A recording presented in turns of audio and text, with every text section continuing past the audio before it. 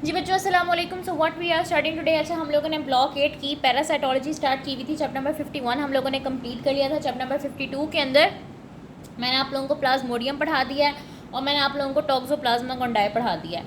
आज हम लोगों ने बच्चों स्टार्ट करना है ट्राइपेनोसोमा। अच्छा, जो ट्राइपेनोसोमा होता है बच्चों, वो हम लोगों ने वो मतलब उसकी तीन स्पीशीज़ कह लें, तीन स्पीशीज़ होती हैं। ट्राइपेनोसोमा क्रूजी है, गैम्बियंस है और रॉडसेंस है। ठीक है, मेरी प्रोनाउंसिएशन को थोड़ा एक्सक्यूज़ कीजिएगा। सो ट्राइपेनोसोमा क्रूजी जो है ना, वो हम लोगों ने आज पढ़ना है, और जो गैम्बियंस है और रॉडसेंस है वो हम इंशाल्लाह दोनों मिला के नेक्स्ट वीडियो के अंदर पढ़ेंगे। ठीक है, सो ट्राइपेनोसोमा स्टार्ट करने से पहले बच्चों मैं आप लोगों को बता दूं कि आजकल वीडियोज़ में डिले क्यों हो रहा है, क्योंकि आजकल मेरा माइनर्स का सेशन चल रहा है। ठीक है, 15 डेज़ का सेशन है जिसमें हम लोग कोशिश करेंगे कि ऑलमोस्ट तमाम माइनर जो है ना वो हम कंप्लीट करें। सो अगर आप लोग ज्वाइन करना चाहते हैं, इसकी डिटेल्स मालूम करने में इंटरेस्टेड हैं, सो आप लोग मेरे व्हाट्सएप के गाइडलाइंस ग्रुप को ज्वाइन करें और 0333164155 पे मुझे टेक्स्ट करें। मैं आप लोगों को अपने गाइडलाइंस ग्रुप के अंदर ऐड कर दूँगी एंड आप वहाँ पर हर किस्म के नोट्स और हर किस्म की गाइडलाइंस तक एक्सेस हासिल कर सकते हैं। ठीक है, तो साथ साथ मैं कोशिश कर रही हूँ कि न्यू प्लेजिया के लेक्चर्स भी अपलोड करती रही हूँ और साथ साथ जो है ना ये पैरासाइटोलॉजी भी आप लोगों की चलती रहे। फार्मा को थोड़ा ब्रेक लगाया हुआ है, फार्मा पे फिर इंशाल्लाह रिज्यूम करते हैं वंस दिस इज़ डन। ठीक है, अब ट्राइपेनोसोमा मैंने आपको बताया इसकी तीन स्पीशीज़ होती हैं। ट्राइपेनोसोमा क्रूजी है, गैम्बियंस है और रॉडसेंस है। ठीक है, अगर हम बात करते हैं बच्चों ट्राइपेनोसोमा क्रूजी की, तो ये कौन सी डिजीज़ कॉज करता है? इट कॉजेज जो शैगस डिजीज़ या शैगस डिजीज़ को पढ़ते हैं, इसको अमेरिकन ट्राइपेनोसोमियासिस भी बोलते हैं। इसके अंदर जो इंसेक्ट वेक्टर इन्वॉल्व है बच्चों, इट इज़ कॉल्ड रिडोविड बग या ट्राईएटोमीन बग भी बोलते हैं, कोन नोज या किसिंग बग भी बोलते हैं। ठीक है, इसके बहुत सारे नाम हैं। रिडोविड बग, ट्राईएटोमा या ट्राईएटोमीन बग, कोन नोज या फिर किसिंग बग भी बोलते हैं। ये इसका वेक्टर है। अब वेक्टर क्या होता है? जिस तरह आप लोग कहीं खाना कहीं से ऑर्डर करते हैं तो एक राइडर होता है जो आपका खाना होटल से आपके घर तक लेके आता है, इसी तरह इंसेक्ट वेक्टर आपके पास वो राइडर है जो डिजीज़ के स्प्रेड के अंदर हेल्प करता है। ठीक है, और इसके अंदर बाकायदा पूरा साइकिल भी ऑपरेट हो रहा होता है। रेजरवॉयर होस्ट इसका ह्यूमंस भी हो सकते हैं, एनिमल्स भी हो सकते हैं। रेजरवॉयर होस्ट का क्या मतलब है कि ये पैथोजन इनके अंदर रिजाइड कर सकता है और ये ट्रांसमिशन का सोर्स बन सकते हैं विदाउट देमसेल्व्स बीइंग इन्फेक्टेड। ठीक है, अब आपको जो है ना मैं आप लोगों को जब भी कोई लाइफ साइकिल वगैरह पढ़ाती हूँ तो उसकी कुछ टर्म्स बताती हूँ, सिस्ट या ट्रोफोजाइट, ट्रैकिज़ोइड, ब्रेडिज़ोइड। तो ट्राइपेनोसोमा क्रूजी के अंदर जो मेजर टर्म्स है ना, वो हम लोगों ने तीन ही टर्म्स जो बार बार इस्तेमाल करनी है: ट्रिपोमेस्टिगोट, एमेस्टिगोट और एपिमेस्टिगोट। अब ट्रिपोमेस्टिगोट हमारे पास बेसिकली ये तीन फॉर्म्स ना इसी फ्लैजेलेट, इसी ट्राइपेनोसोमा क्रूजी की ही हैं। ठीक है, मतलब इसकी शक्लें बदलती रहेंगी। तो ट्राइपेनोसोमा क्रूजी बुनियादी तौर पर एक फ्लैजेलेट है। ठीक है, अब ट्रिपोमेस्टिगोट हमारे पास क्या होगा कि जब ये ट्राइपेनोसोमा क्रूजी ब्लड के अंदर होगा तो फ्लैजेलेटेड फॉर्म में होगा और तब इसको ट्रिपोमेस्टिगोट बोलेंगे। ठीक है, आप इस तरह से याद रख लो, टीबी से याद रख लो कि ट्रिपोमेस्टिगोट तब कहलाएगा जब ये ब्लड में होगा। इसी तरह बच्चों हमारे पास एमेस्टिगोट और एपिमेस्टिगोट। एमेस्टिगोट हम कब बोलेंगे इसको? जब ये सेल के अंदर होगा और नॉन फ्लैजेलेटेड मल्टीप्लाइंग फॉर्म में होगा। ठीक है, जब ये ब्लड के अंदर होगा तब इसके पास फ्लैजेला होगा और तब ये ट्रिपोमेस्टिगोट कहलाएगा। जब ये सेल्स के अंदर होगा तो ये नॉन फ्लैजेलेटेड मल्टीप्लाइंग फॉर्म में होगा और तब इसको हम एमेस्टिगोट बोलेंगे। और एपिमेस्टिगोट हम इसको तब बोलेंगे जब ये इंसेक्ट के अंदर होगा। इंसेक्ट के अंदर इसको क्या बोलेंगे? एपिमेस्टिगोट। जब ये ह्यूमन सेल्स के अंदर होगा, इंट्रासेलुलरली प्रेजेंट होगा तो एमेस्टिगोट, और जब ये ब्लड के अंदर ट्रैवल कर रहा होगा तो ट्रिपोमेस्टिगोट। अब हम इसके लाइफ साइकिल को थोड़ा सा स्टडी करते हैं बच्चों। लाइफ साइकिल कहाँ से स्टार्ट होता है कि सबसे पहले जो रिडोविड बग होता है ना, वो आपको बाइट करता है। ठीक है, वो आपको आके रेजरवॉयर को, ह्यूमन है या एनिमल है, जो भी रेजरवॉयर है उस वक्त उसको आके बाइट करता है, वहाँ से ब्लड मील लेता है। ठीक है, वहाँ से खून चूसता है रेजरवॉयर होस्ट से। ब्लड को जब सक करता है तो ब्लड के अंदर ऑलरेडी क्या प्रेजेंट होते हैं? ट्रिपोमेस्टिगोट। मैंने आप लोगों को बताया है कि जो ब्लड के अंदर फॉर्म होती है उसको क्या कहते हैं? ट्रिपोमेस्टिगोट। सो रिडोविड बग आपके पास आया, उसने ब्लड मील लिया, जब उसने ब्लड सक किया तो आपके ब्लड के अंदर ऑलरेडी क्या था? ट्रिपोमेस्टिगोट।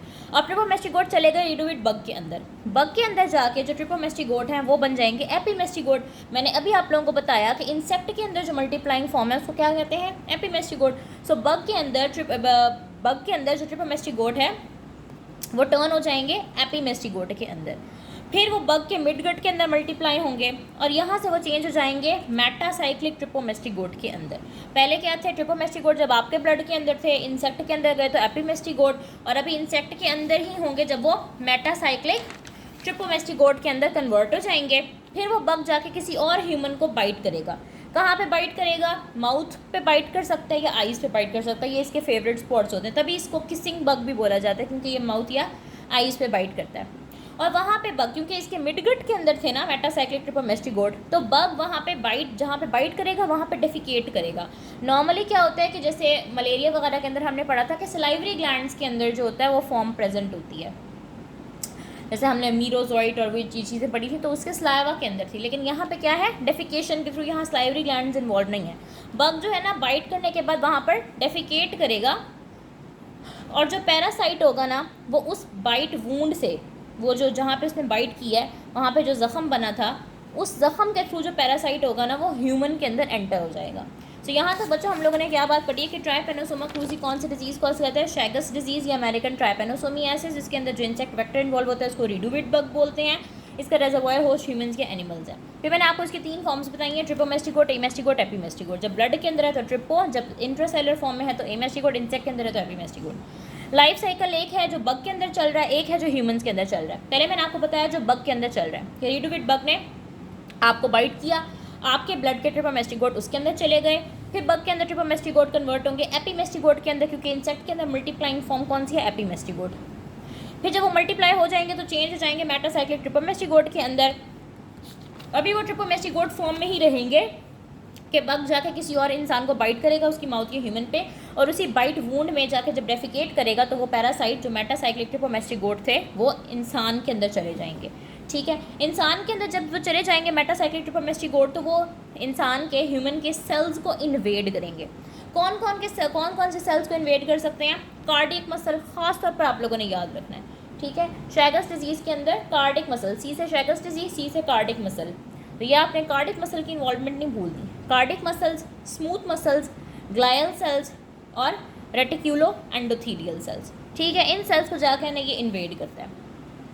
जब ये जाके सेल्स को इन्वेड करता है, अब मैंने आप लोगों को यहाँ स्टार्ट में क्या बात बताई थी कि जो इंट्रासेलुलर फॉर्म होती है उसको हम क्या बोलते हैं, एमेस्टिकोट। अब इस फॉर्म की बारी आ गई, जब ये सेल्स के अंदर जाएगा तो लूज़ कर देगा अपना फ्लैजेलम, ए फ्लैजेलेटेड फॉर्म बन जाएगा और वहाँ पे जाकर ये एमेस्टिकोट पे कन्वर्ट हो जाएगा और वहाँ पे इन्फ्लेमेशन कॉज करेगा सेल के अंदर। जैसे फॉर एग्जांपल ये कार्डिक सेल्स हैं, ठीक है, इनके बीच में मल्टीप्लाई होता रहेगा, इतनी दफ़ा मल्टीप्लाई होगा कि आखिरकार जो सेल होगा ना वो बर्स्ट हो जाएगा। सेल जब बर्स्ट हो जाएगा तो ये ट्रांसफॉर्म हो जाएंगे। अब जब ये सेल के अंदर थे, ठीक है, ये सेल के अंदर थे तो एमेस्टिकोट फॉर्म में थे, फिर सेल बर्स्ट हो गया तो अब ये कहाँ आ गए, ब्लड के अंदर आ गए। तो ब्लड के अंदर ये कौन सी फॉर्म में होते हैं, ट्रिपोमेस्टिकोट की फॉर्म में होते हैं। सो ये ट्रांसफॉर्म हो जाएंगे ट्रिपोमेस्टिकोट के अंदर and come to blood stream. अब जब ये ब्लड स्ट्रीम के अंदर आ गए हैं तो वहीं जहाँ से साइकिल हमने स्टार्ट किया था वहीं पे एंड कर रहे हैं कि बग आएगा, आपसे आके ब्लड मिल लेगा और वो ट्रिपोमेस्टिकोट उसके अंदर चले जाएंगे। और वो यही वाली चीज़ दोबारा हो गई कि बग आया, उसने ब्लड मिल लिया और ट्रिपोमेस्टिकोट उसके अंदर चले गए। ठीक है बच्चों, तो लाइफ साइकिल इसका ऐसा ही है कि जहाँ से हमने ख़त्म किया वहीं से हम शुरू कर सकते हैं। सबसे पहले क्या हुआ था कि रिडुविड बग आया था, उसने ब्लड मिल लिया था, ट्रिपोमेस्टिकोट उसके अंदर चले गए, अंदर जाके वो एपीमेस्टिकोट के अंदर कन्वर्ट हुए, मेटासाइक्लिक ट्रिपोमेस्टिकोट के अंदर कन्वर्ट हुए, उसने बाइट किया, बाइट करने के बाद डेफिकेट किया तो मेटासाइक्लिक ट्रिपोमेस्टिकोट आपके अंदर चले गए। आपके सेल्स को उसने आके आपके सेल्स को इन्वेड किया। कौन कौन से सेल्स को, cardiac muscle, smooth muscle, glial cells, reticuloendothelial cells. ठीक है, और यहाँ पे आके जो है ना वो अपना फ्लैजेलम लूज़ करता है।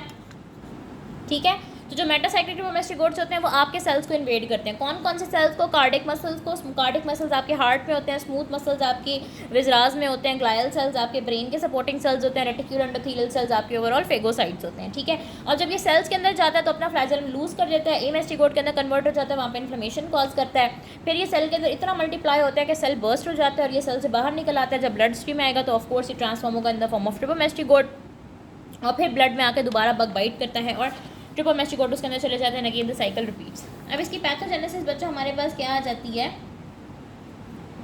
कि एक्यूट फॉर्म के अंदर अगर ये डिजीज़ है तो एक्यूट फॉर्म के अंदर तो ये डिजीज़ रेयर ही होती है और आपको सिर्फ एमेस्टिकोट फॉर्म ही मिलती है, जाहिर है सेल्स के अंदर वाली फॉर्म ही मिलेगी। लेकिन क्रोनिक फॉर्म के अंदर क्या होता है कि ये आपको क्रोनिक मायोकार्डाइटिस और कंजेस्टिव हार्ट फेलियर कॉज कर सकता है और इसमें आपको ट्रिपोमेस्टिकोट और एमेस्टिकोट दोनों फॉर्म्स मिल सकती हैं, trypomastigote in the blood and amastigote in the cells. ठीक है, तो ये आप लोगों ने जो हार्ट के ऊपर इसका इफेक्ट है ना ये नहीं भूलना, ये काफ़ी इम्पॉर्टेंट है।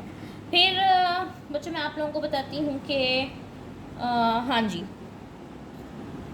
ठीक है, तो बच्चों जो एमेस्टिकोट्स होते हैं ना बेसिकली ये हमारे पास असल डैमेजिंग सेल्स हैं।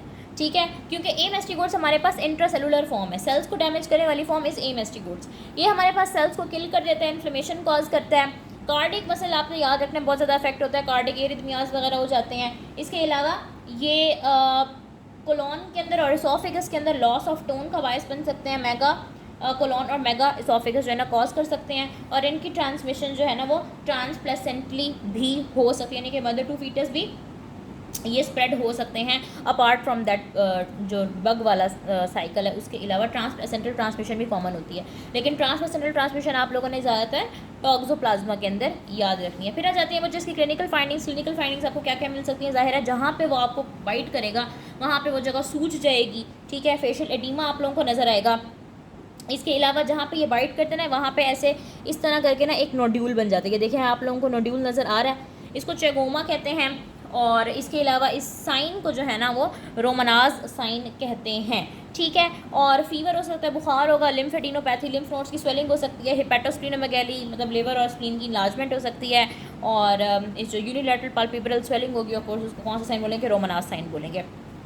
जो बच्चों एक्यूट फेज़ होती है वो 2 महीनों के अंदर अंदर रिजॉल्व हो जाती है, लेकिन क्रोनिक फेज़ में मैंने आपको बताया कि मायोकार्डाइटिस हार्ट के ऊपर अफेक्ट आ सकता है, मेगाकोलोन, मेगा एसोफेगस कुछ भी हो सकता है।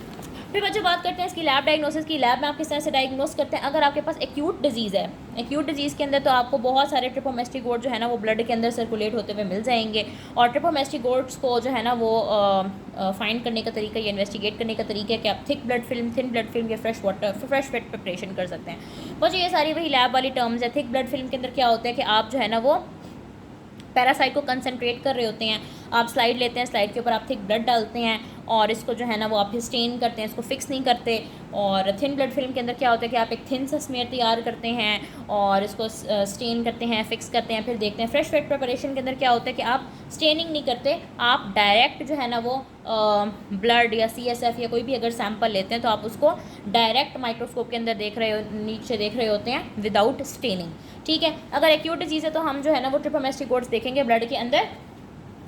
और नेक्स्ट हमारे पास क्या आ जाता है बच्चों, क्रोनिक डिजीज़। क्रोनिक डिजीज़ में क्या होगा बच्चों, आपको इंट्रासेलुलर एमेस्टिगोट्स दिखेंगे, ठीक है। उसके लिए आप स्पेसिमेन कौन से इस्तेमाल कर सकते हैं, बोन मैरो स्पेरेट इस्तेमाल कर सकते हैं, लिम्फ नोड बायोप्सी या फिर मसल की बायोप्सी। मैंने आपको कहा ना कि ये मसल्स को अफेक्ट कर रहा होता है, स्मूथ मसल को, कार्डिक मसल्स को, इसके अलावा लिम्फेडिनोपैथी कॉज करा रहा होता है, तो आप कोई भी सैंपल यूज़ कर सकते हैं और आपको क्या दिखेगा, इंट्रासेलुलर एमेस्टिगोट्स नजर आएंगे।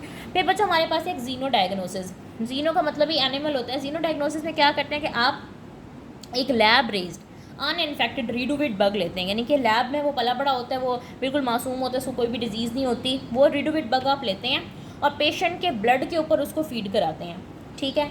अगर तो पेशेंट के ब्लड के अंदर ट्रिपोमेस्टिगोट हुआ तो वो इंसेक्ट के अंदर जाके किस में कन्वर्ट हो जाएंगे, एपिमेस्टिगोट के अंदर कन्वर्ट हो जाएंगे। और बाद में कुछ हफ्तों के बाद आप उसके इंटेस्टाइनल कंटेंट्स को एग्जामिन करेंगे, वहाँ अगर आपको एपिमेस्टिगोट मिल जाते हैं, इसका मतलब ये कि बात कन्फर्म हो जाएगी कि पेशेंट के अंदर ट्रिपोमेस्टिगोट थे। इसके अलावा कुछ आप सीरोलॉजिकल टेस्ट भी कर सकते हैं, ठीक हो गया बच्चों।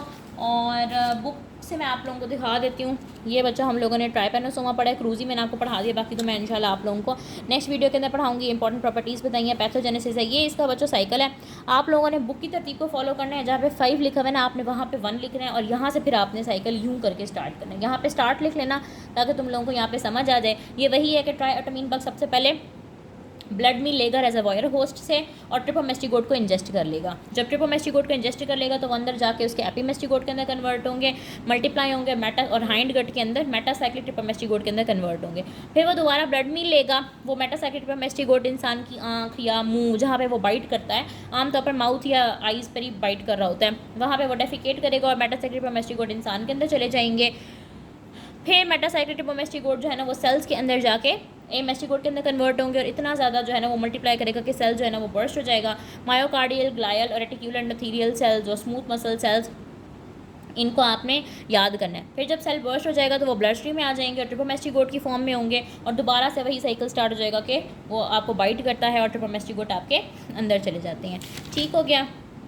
ये बच्चों इन्होंने थोड़ी बहुत तस्वीरें दिखाई हुई है, मैं आप लोगों को एक्सप्लेन कर देती हूँ। ये देखें, ए में क्या दिखाया हुआ है, trypanosoma cruzi trypomastigote found in the human blood. इस तरह से होता है ट्राइपेनोसोमा क्रूजी का जो ट्रिपोमेस्टिगोट जो ब्लड फॉर्म है ना वो इस तरह से होती है। फिर बी में इन्होंने दिखाया हुआ है trypanosoma cruzi amastigote found in cardiac muscle.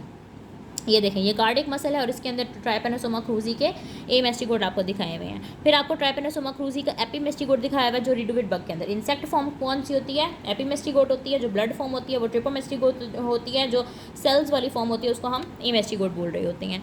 ठीक हो गया बच्चों, बस यही वाली कुछ पिक्चर्स हैं। इसके बाद मैं आप लोगों से कुछ हाई यील्ड MCQs इसका डिस्कस करती हूँ। बच्चों इसकी हाई यील्ड टर्म्स जो है ना वो यही आ जाती हैं कि इसकी डिजीज़ एक तो आप लोगों ने याद रखनी है, शैगर्स डिजीज़। अच्छा प्लीज़ एक्सक्यूज़ माई राइटिंग बच्चों, मैं इतनी ज़्यादा बिजी हूँ, मैं आप लोगों को बताऊँ सेशन मेरा अलग चल रहा है, नोट्स मुझे अलग बनाने होते हैं, गाइडलाइंस मुझे अलग बनानी होती है, व्हाट्सएप इंस्टा इतना कुछ मेंटेन करना होता है। ऊपर से ना तुम लोग कमेंट्स करते हो अच्छे, ना तुम लोग सब्सक्राइब करते हो, लाइक करते हो, कुछ भी तुम लोग नहीं करते, गंदे बच्चे। अच्छा खैर, ये डिजीज़ कौन सी कॉज कर रहे होते हैं? शैगर्स, समझ तो आ रही है ना लिखा हुआ क्या है, बस समझ लो खुद ही। डिजीज़, ये शैगर्स डिजीज़ कॉज कर रहा होता है। इंसेक्ट वेक्टर कौन सा है? रिडोविड बग भी बोलते हैं, ट्राइएटोमीन कोनोज या किसिंग बग भी बोलते हैं। ब्लड फॉर्म को ट्रिपोमेस्टिगोड बोलते हैं, इंट्रासेलुलर फॉर्म को एमेस्टिगोड बोलते हैं, इंसेक्ट फॉर्म को एपीमेस्टिगोड बोलते हैं। तबाही कौन सी फॉर्म पहुँच जाती है? एमेस्टिगोड। कहाँ किसको डैमेज करती है? कार्डिक सेल्स को मेनली, वैसे ग्लायल सेल्स ये जो ब्रेन के सेल्स होते हैं, इसके अलावा रेटिक्यूलो एंडोथेलियल सेल्स या स्मूथ मसल सेल्स को भी डैमेज कर सकती है, लेकिन कार्डिक ज़्यादा इंपॉर्टेंट है, तो ये याद रखना।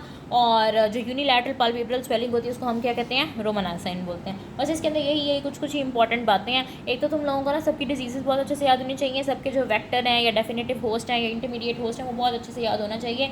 इंशाल्लाह नेक्स्ट वीडियो के अंदर हम फिर बाकी का डिस्कस करते हैं, फिर लीशमैनिया डिस्कस करते हैं और फिर ये चैप्टर हो जाएगा इंशाल्लाह कंप्लीट। फिर सुबह मैं इंशाल्लाह न्यू पेज भी अपलोड कर दूँगी।